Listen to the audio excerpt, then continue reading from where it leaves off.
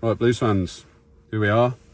After our 4-0 victory at St Andrews Knighthead Park against Portsmouth, absolutely fantastic 3 points today. First time I think we've scored 4 goals at home to nil. Correct me if I'm wrong, but I think since we played Cambridge away last season, wasn't it, Dad? I thought we won 4-0 at home, didn't we, at the last? No, man, so it was 4-1. It was 4-1 against Cambridge. Yeah, so 4 goals to nil. Okay. So yeah, today it was scored goals from places that we probably wouldn't have expected. 3 set pieces, and Keshy Anderson's goal, which took a deflection but was a good goal nonetheless. Dare I say as well that really we should have had 3 or 4 more. Obviously in the first, I think it was 10 minutes or so, Stano unfortunately missed a penalty. It was a poor penalty. Just put it to the keeper's left and didn't really pick his corner. Do feel for the kid, but at the end of the day, you've got to be putting those away. First 20 minutes, half an hour, had great control, but more than that, and what we've talked about before and we were looking for, is to be aggressive, to create chances, to look like we're going to score goals, and obviously that happened today, and again in places we may not have expected, but nonetheless. And then that last 20 minutes of the first half, they started to get control, but only in the classic Blues way of control, where you keep the ball but you're not actually doing a lot with it. So we were pretty happy to sit in our shape and absorb that. And you just said, didn't you, Dad, before the camera came on, that we set up that way and we didn't need to press them because they weren't doing a lot with it. Yeah. And we were playing the way that we've talked about before, where we think we're most effective, which is we win the ball back up, we win the ball deep in our half, and then we were able to counter-attack them rather, and we did that well today. Obviously, we got pace on the wings. Yeah. You got hold-up play of Marvin Dux, and shout out to him as well, by the way. Yeah, had done a really top well performance today. Yeah. I mean, nobody was bad, but he was definitely up there today. He was the missing link, I think, in that number 10 for us, and he was absolutely that. And then second half, it was just it was a little bit in the middle, wasn't it, about second balls and that sort of thing. But when we did win a foul or win it up high or this or that, obviously the set pieces we put to absolutely our advantage today, and I'm assuming that would have been top of the list for us to practice over the last few weeks, because clearly today it's done a number and we've defended them well. And it was just obviously a fantastic 3 points and 4 well-deserved goals, and it was good to get back to winning ways, wasn't it? Yeah, it was very much a complete performance today, didn't it? It felt controlled. Not in the typical sense we've come to know about Blues, with high possession, as it were, a lot of side-to-side movement.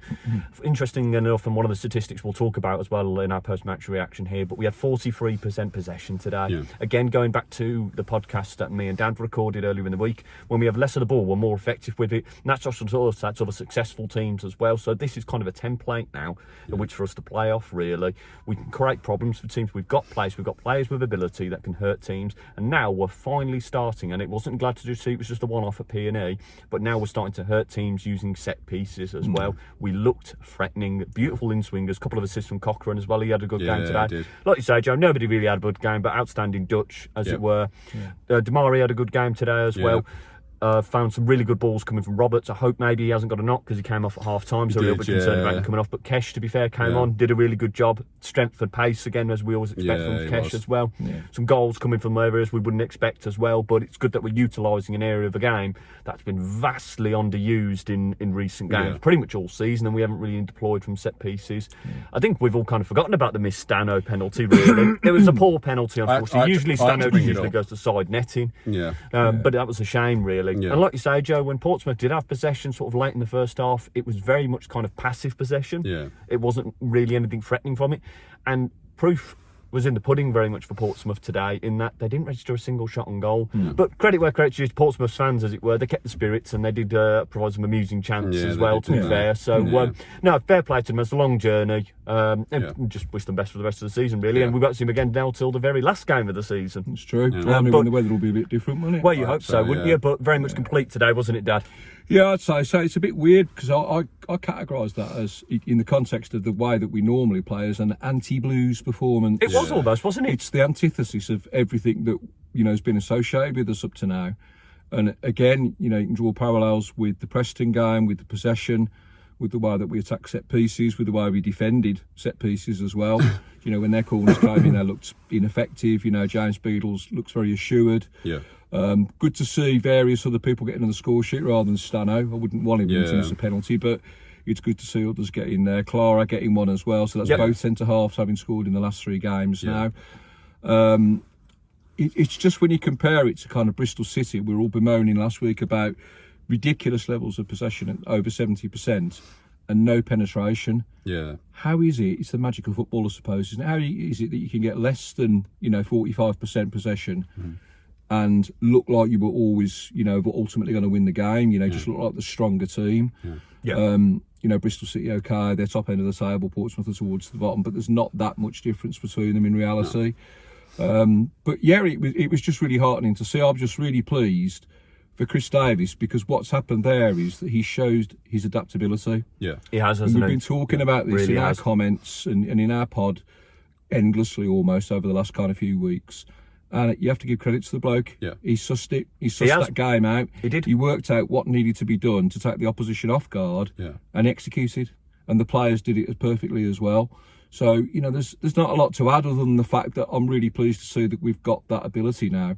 And we don't need to be categorised and pigeonholed as the team that kind of had a lot of the ball but did fuck all with it. I mean, I think that it was contrary to what you're saying. I do think that it had some similarities to Preston as far as not being a typical Blues, but we didn't give up the way we play and our style for the sake of trying to win the game completely, though, in terms of... there was periods where we retained possession and we did pass it well. And there was some good movement, but there was a different in the pace in which we did it. That's what I'm getting at. It was like what we talked about in the pod, wasn't it? The other day, Dad, it was bang, bang, bang, bang, bang.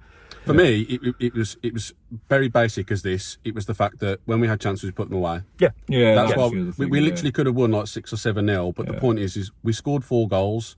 You don't take shots, you don't score goals. We took shots and we scored goals today, and we had quality where it mattered. Yeah, we did. And it's a results-driven business. We've said this before. You score 4 goals and you're going to win games at home. You're going to win games away if you do that. And if you limit the opposition to very little, you're probably going to take 3 points, and we did. And that's the exact thing that we had been missing, because there'd been games before where, apart from Bristol City away, where we have played away games and come up with away with no points, where we have had shots on target, and we have tested the keeper, and we have had, we've had some games we've had 20 shots and not 1 on target and something like that. But today we did it where it mattered. Again, not in the way we would expect, but it don't fucking matter how you do it. We just did it, and we got it.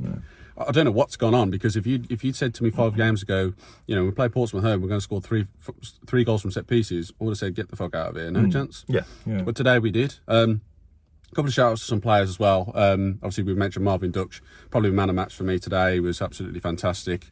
Chris Clara obviously got his goal, and he was solid once again. He was top. I mean, he's one of our most consistent performers, I think. He is. And then as well, I think we were saying, obviously where we sit on the front of the Kop, like Kyogo, man, is the guy ever going to get it go for him? Because so he had a half chance. Keshi Anderson played it into the box, where he was like, it was one of them, like, you're sitting up, you're waiting for it to hit the back of the net. And then he technically did score a header. Yeah. It was offside. If you guys have watched that back, let us know, because by the time we actually reply to the comments, rather, we'll probably know as well if it was offside. But the guy can't catch a break. I mean, he came on, he had half an hour in him today, and I said to you, Dan, didn't I, like, we're 3-4-0 up. I think it was 3-0 up at the time. And I said, if he don't score today, the bloke's not scoring. I know. Like, surely, like, it's going to. You do feel for him, don't you? I mean, it's one of them, because he's so, like, the movement and everything, he's absolutely class, and the way he can beat people, but it's just that little bit that's not there. And I thought it was going to be there today, but I don't know. Maybe it would be against Millwall on Tuesday. Maybe so. Maybe it was time of the game, and we have talked about in the pod of the week, actually, to be fair.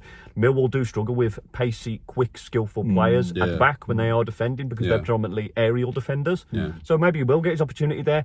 I think, to be fair, collectively, not only us, the 3 of us here, but also the Blues supporters feel that way as well, because he had a round of applause after he got given the goal for offside. So I think everybody kind of collectively feels that way for Kyogo, but keep it going, little man. It'll come. And the chance of, if Kyogo scores, then we're on the pitch. I actually kind of believe it. So Blues fans, don't bottle it this time like we did with Duke. Perhaps we do need to get on the pitch this time. Not that I'm inciting it, by the way, just before anybody kind of gets in the comments. You'll be on the pitch first. I'll probably. Is there any the first one? Any other players that you would think today, Dad? I mean, I was going to say Tomoki Iwata as well. Yeah. Obviously, he got his goal. Another competent job at right back as well, to be fair. Yeah, so he did really well there. Top, kept his man quiet, didn't he? Yeah. Even when Murphy came on in the second half, as it were, kept him in check there, to be fair as well. Tommy Doyle. Yes. Doyle, absolutely. Everything just metronomic, really, keeping things ticking over. That's exactly it. No fuss, taking the ball in tight areas. Yeah. Finding a pass, finding a blue shirt. Yeah. I can't think of any really time when I kind of thought that was a bad pass, or he's not thinking what he's doing. He's passed to a Portsmouth player. Yeah. Just, kept it going forward. Yeah. That's the big thing. And he just, consistency. consistency. I think his ability and his class showed today. Yeah, He did, definitely. I think Paik had operated as a proper 6 today, and it showed. And we said this before the game, didn't we? When they released the lineup, I says, okay, Paik's not playing in the 10, which is good. He's playing as a proper 6, and I thought he might drift again out towards the wide areas to support the 2, but he didn't. He was a proper 6 next to Doyle. Great where credit's due. And he had one of his best games today because He did. his mop up of second balls and you know, when they would try and break quickly, he would cut them out. He's passing as well, and similar to Doyle, obviously getting us out the tight areas as you typically would when it's congested in the centre midfield.